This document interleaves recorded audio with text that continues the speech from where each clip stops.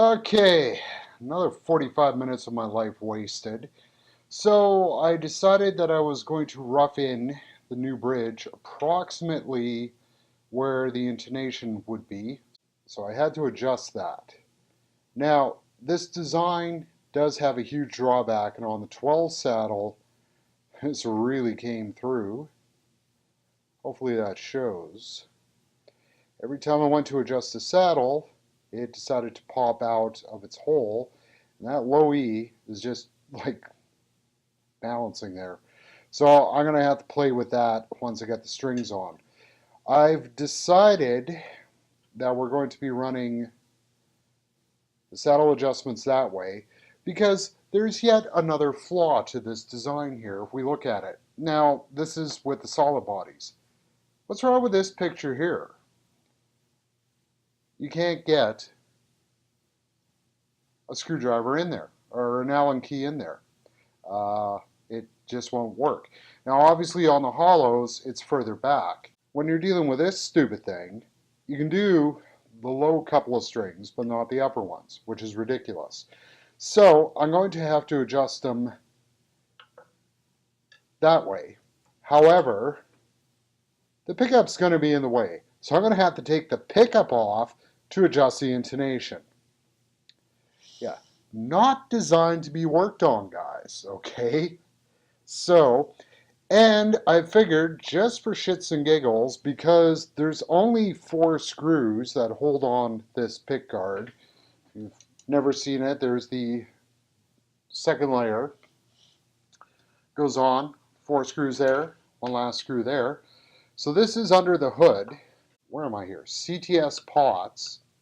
I've seen these with alphas as well. So that's kind of interesting. This thing is basically original on the wiring. I have swapped the bridge pickup. Did have Thompson's pickup, and it did have the pickup from, it was one of the 330s was in here because this one's kind of bright to mellow it. A little bit of a sloppy bit of soldering there, but nothing major. So I guess the next thing is I'm going to have to loosen off all the damn strings again, see what kind of strings they are, because I got to figure out how I'm going to notch these. There's something kind of weird looking with the saddle spacing on this thing. You see how bad that low E popped out? Yeah, I knew this wasn't going to be fun. Now, I'm running into 2 quandaries here. I was kind of hoping I could line these up, just use a file and notch them. But there does seem to be a little bit of wiggle play on these saddles.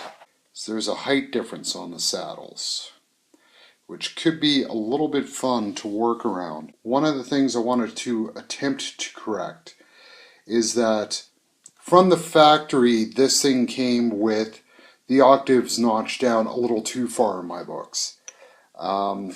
So I got to do a lot of sort of putzing with this thing. The decision I've come to is I'm grabbing a straight edge. And I'm just going to mark them with a fine Sharpie here. See how they line up and go from there. I just got to be kind of careful to line these things up.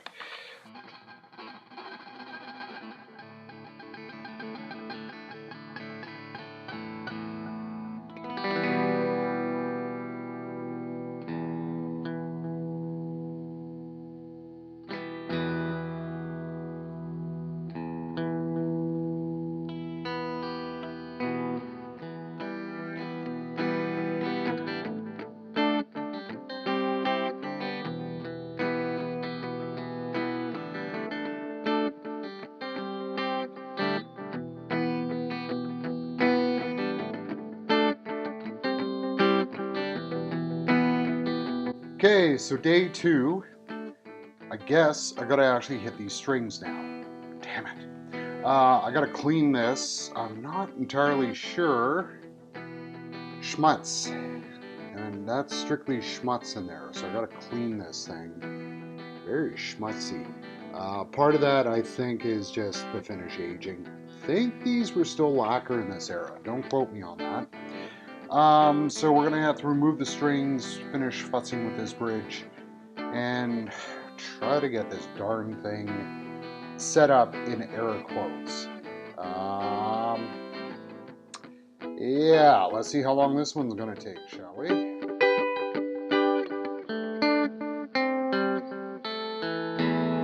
There's something so satisfying about cutting that many strings. This is the diabolical tailpiece. They just hook in, and if you saw from the high speed, a bunch just fell out, and the rest are probably jammed in there. Not so bad. Now, I want you to picture if you break a string mid-gig and you have to touch this up. Freaking gong show. Here's the other fail. So there's your ramp. They do give you plenty of room to get into these, which is redundant, because you gonna focus on me there? Yeah, that's what you're dealing with. Brilliant, huh? Here's the other problem. You can't just grab and pull these strings. You gotta unfreaking wind them. It's, yeah, looks cool. You know, it's half of a good idea. I don't know if the new ones with the, where they're hollow are any better, where they go all the way through.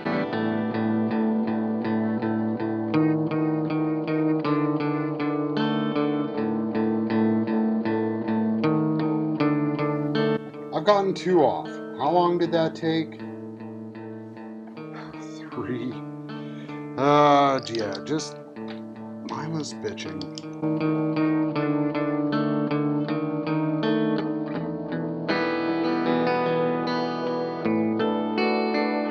Are we having fun yet?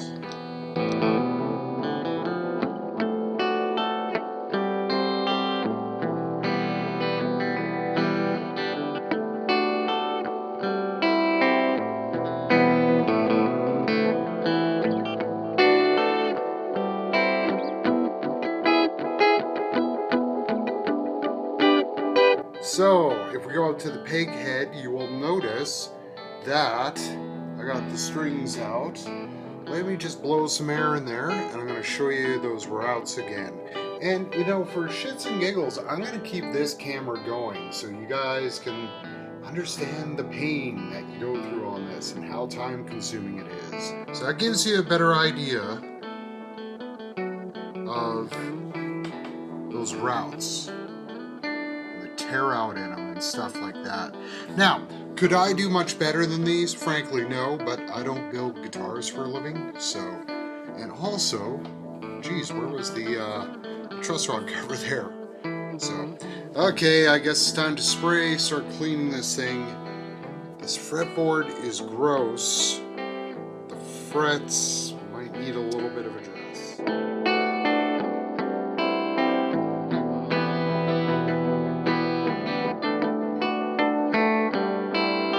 I think this thing needs a fret dress. I think it just needs a bit of a polish on here. So there's really nothing it's just surface goober on this thing. So I'm going to clean the peg head and then we'll get to cleaning that, I guess. See that?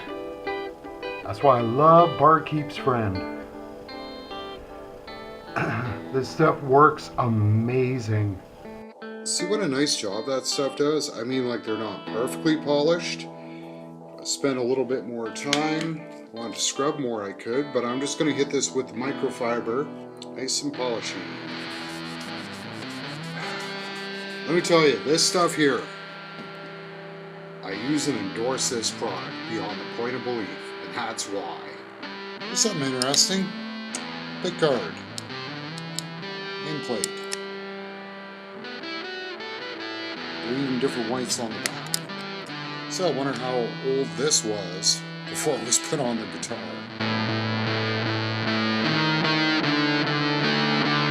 I didn't really explain this thing, so it just hooks on to the little latch that's at the back, which is actually better than, let's say, like a ES-175 bridge or something like that.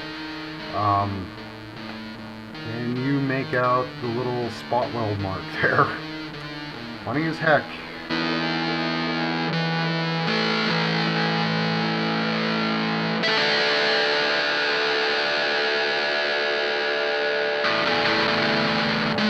For the first 10 odd years that I had this, I would actually use Rickenbacker strings on this, which are actually really nice strings. I don't know what the alloy they use, but really cool kind of mellow sound. They're really a pig to locate nowadays though. It's a hell of a lot easier with the Darios, I gotta tell you that. I'm all about the ease. Now you can see right now what the problem is. The strings don't always latch on properly. This is like just the gong show thing to do.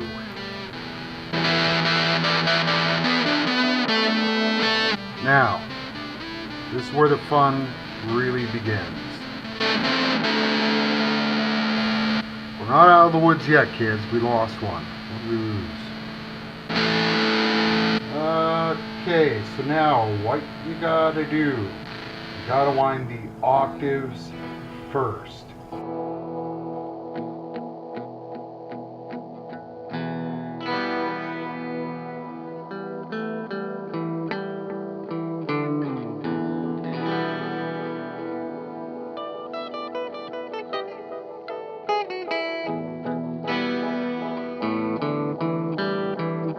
I've lost 2 strings now down here.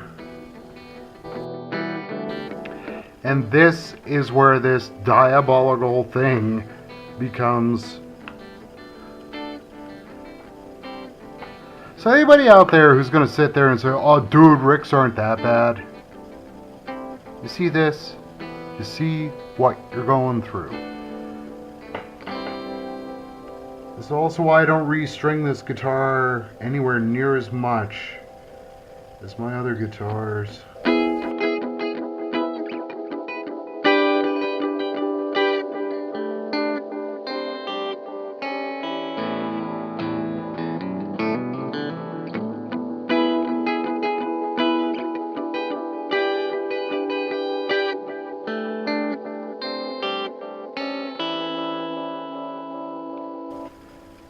Okay, the octave strings are in. How long did that take? Holy shit. Now it's time for the root strings. I'm actually impressed I only lost one of the octaves while I was stringing up, but I might be losing 2 of the roots here. So stay tuned, would ya? Now, I'm in the midst of a 4-day long weekend. It's over Christmas 2016 right now, okay? This is part of the reason why I waited this long. You can see how long this takes. Ay, caramba.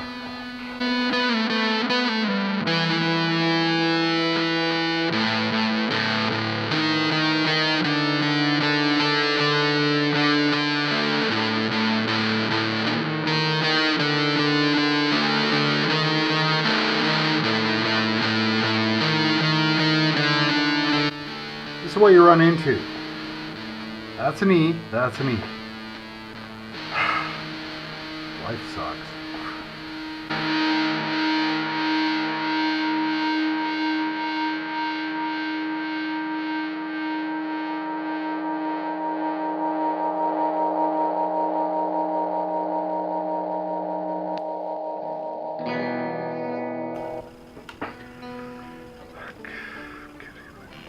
In there. Looks just like my last date. Holy, get in there.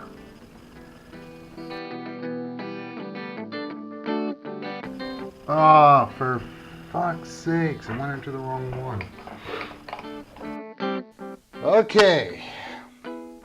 So the active-on battery died, and I lost audio signal on my wireless because the battery was low. But it's strung. I started that at 1:45. It is currently 3:08. Gong show job to do. Because it never, ever fucking ends.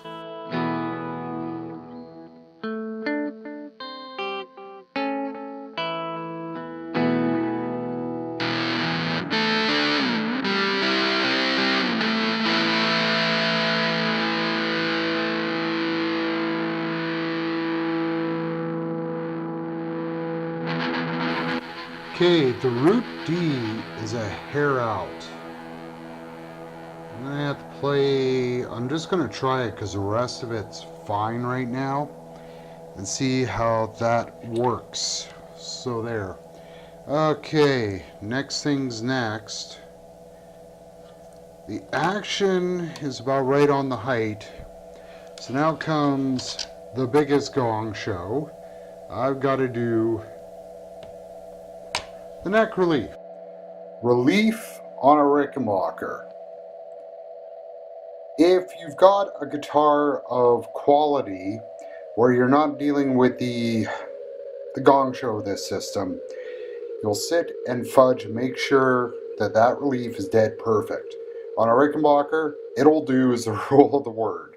So, I have, or if I can pan this, yes. So we have a capo at the 1st fret. I'm going to be holding down there at the 15th fret.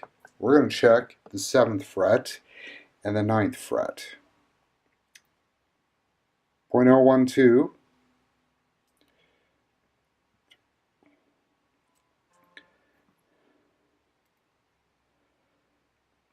Now, so this didn't move much. I'm actually kind of impressed by that. But what the problem is, this side is tight.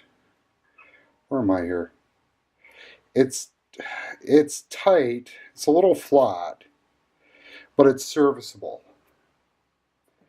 The treble side, however, is quite a bit tighter. Now, conventional wisdom would state on, let's say, I'm going to get fancy here. Let's say on a conventional single truss rod neck, what you would do is, because there's not enough relief on the treble side, you would add just a little bit more relief there, okay? Or you would go old school and do it on the bridge. Because this panning thing's fun. You see, I told you guys I was going to try to make these better. Because of the fact that we're dealing with this dual truss rod, and I know that the truss rod nuts are under equal tension, I'm going to fuck with it. So what I'm going to have to do instead is I'm going to have to bring up that diabolical bridge. Now, again, 4-point bridge. My clearance on this was pretty well where I wanted it to be. But I'm just going to bring it up a hair. Now I'm going to show you what happens.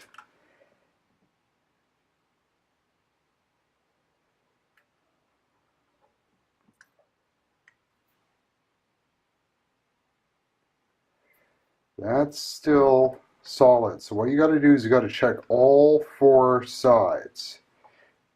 Right there. So by moving those two, that one became loose. It's that stool thing that ends up happening. So every time that you're going through and you're touching one side, you end up having to touch the other side. Again, this isn't like a tune-o-matic or anything like that, where it's a simple adjustment. The nearest that some people might be able to relate to would be like an original Jazzmaster bridge. Now we have clearance, but we've done it from the bridge side, so I'm going to have to check the playability on this. But first, I got to stretch these damn strings. No fun. I've stretched the strings about as much as I can stretch them. And I just finished playing the crap out of this thing. It was getting some pretty good Lee Ronaldo stuff going. Up top, we've got the truss rod cover is back on. Yes, that was a pain in the ass to do, but it's back on. Can't get rid of that yellowness down there, but I don't care. 35.33. You see that? Super duper skinny. And that's, again, that's your string spacing. That's not, yeah, what's the neck on this? Is your neck is that, or it's that, but it's how tight those strings are up there. When I went through and slotted these things, you'll notice how wide they get. as they're coming down here. Now, traditionally, ricks don't have a flare. They're parallel from the nut to the bridge. Now, I've got a tiny, tiny bit of flare here, not much. Um, it's actually making back picking a little bit easier. Feels a little weird, but I think I can deal with it. So what I'm going to do now is I am going to let this thing sit overnight. I am going to bash the living crap out of these strings for the next couple of days because there's only so much you can stretch these things because you really don't have the room to stretch the strings. Where am I at here? It is currently 4:06. So I'm not quite sure what that math works out to be. 3 hours yesterday, about 3 and a bit hours today. So basically 6 hours to swap a bridge, swap strings, and set up. Man, a Floyd Rose ain't that bad. So, hey. Let's see how this thing lasts over the next couple of days. Okay, so it's been about a week. I've been pounding the crap out of these strings because, again, you don't really have the room to stretch them out. And they're still going out of tune all over the place. It is the strings not being stretched, it's nothing else. Now, I've spent what, like 38 hours or however long this is going to be bitching about this thing. By the way, this is a sitting down guitar. I've never been able to do precision picking with this standing up. So all I do is complain and bitch and whine about this thing. So why on earth do you keep this thing, Big Earl? Well, for one reason, and one reason only.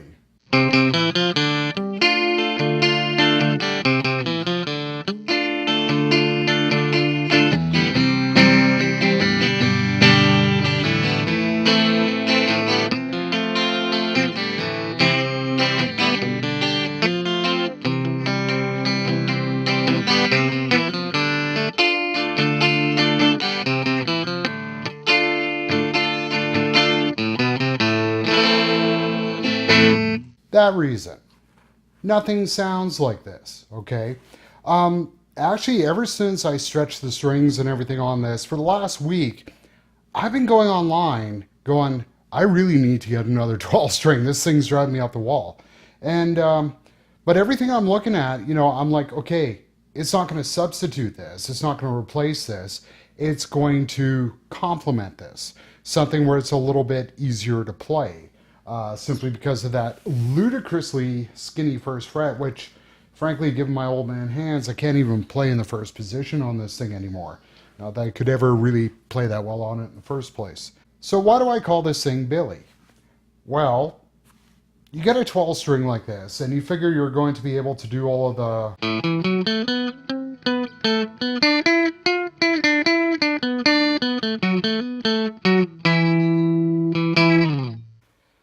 And it's actually really hard to do. You got to do a lot of precision picking. So a lot of the time with this thing, all I'm ever doing is tuning it up and just bashing out chords.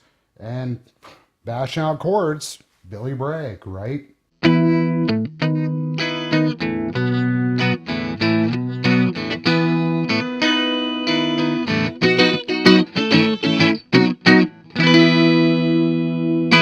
Even sounds terrific doing that. So you got to like it.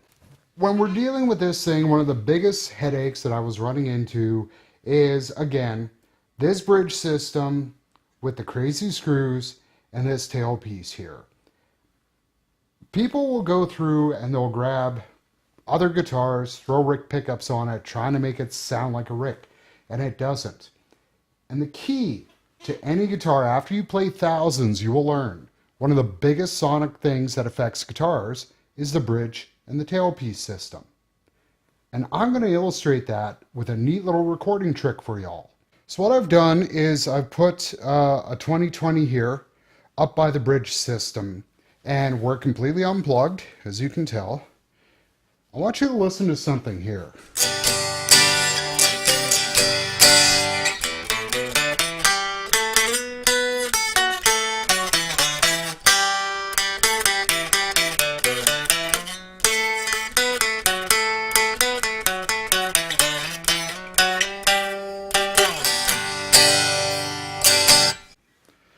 You hear the jangle.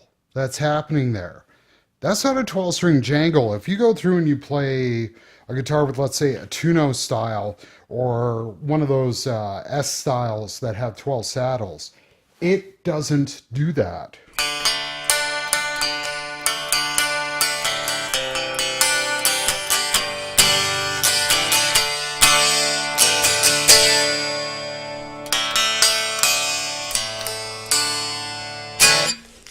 It's this cockamamie bridge tailpiece system. The fact that this is kind of like a floating bridge system creates that sound. Over the years, I've tried the 400 series, the 200 series, the 600 series, all of these Rick guitars with different bridges. And if they don't have this, they don't have that sound, that weird muted, where the lows go down, kind of muted out, and the highs ring out. It's almost like there's compression on the highs that make them ring. So when you're recording something and you happen to have one of these horrible beasties, I've actually done that where you mic it up like this, where you just have a mic by the pickup as well as whatever's coming off the amp, and you kind of blend the two. It gets a really cool percussive sound. And again, that's, I think I stole that from the church. Don't quote me on that. That's Billy. That 12-string bridge is sure making a difference on this thing. There's the old joke about Rickenbackers with the 6-saddle bridge where you can play in tune all the way up to the 4th fret. This goes all the way up pretty good. Still have to adjust it a little bit. I ended up having to hack down a hex key so it would fit. I had one of these before. Lord only knows where it went. And also in that, you got learned about these guys. Are these worth all the headaches? That's up to you. Sonically, nothing sounds like this, and the sound still gets me off on these things. So it's sort of like dealing with, like, you know, a Dan Electro or a Teisco or a Maserite or whatever.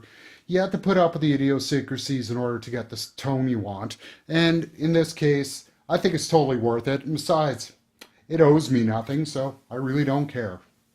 Now you'll notice at the end I wasn't playing Billy that much because I did that little soundtrack to go with all of that painful high-speed footage that was in there of me working on this thing. Total is about 7.5 hours because I had to do more futzing with this after the fact. With that soundtrack there, that was Billy heading through the Crate Power Block 10 setup with the Beta 57 as normal. For pedals though, I was using the Oral Dream Breath delay, which is kick-ass delay, still probably the best controllable self-oscillating feedback delay that I've played through, period. Love that thing. And then for some gain in there, we had the, you know, BMF fuzz, because, hey, I love fuzz. Nothing like some muffy flavor on things. Dude, you don't use fuzz with the 12-string. Yes, you do. Go check out Nuggets, you idiots. There's more to Rick 12s than the Birds, okay? Get this through your head. Capable of a lot more there, so... Head over to my website, northtownsound.com or reverb.com/shop/northtownsound. Lots of pedals, short on price, big on sounds, the way that it should be. And I've got some more stuff coming in that I'm kind of excited about getting in here, so hopefully you will be too. So as you can tell, this video was a gong show. Lost video footage. I discovered I can't run wireless mics in this house. There's too many interfering frequencies. Mic number 4 I'm trying out now.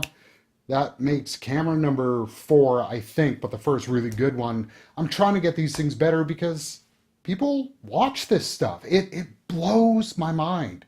Like, no lie, I honestly thought I'd be at like 300 views, 400 views by now. I'm pushing 250,000. I'm befuddled by it. And I want to thank you. Like, seriously, thank you all for watching. Again, I'm on anti-social media, so if you like, subscribe, all that jazz. I really don't understand that stuff. But if you found anything informative on this, tell your friends, tell your buds, tell them about my store, the way I want it to be. You think I'm an idiot, you think I'm a moron, you know what? Start your own YouTube channel. Let's hear your story. I'm this close to convincing a couple of folks to start new YouTube channels. They're not going to be guitar-based things, but you know, This is what it's about. Old man punked here, right? DIY or die. That's the ethos that I was brought up in. And this is perfect. I would have killed for this instead of like dreaming of making a fanzine, but I couldn't afford the photocopying. Big Earl, Northtown Sound. Thanks a lot for watching again, okay? Later.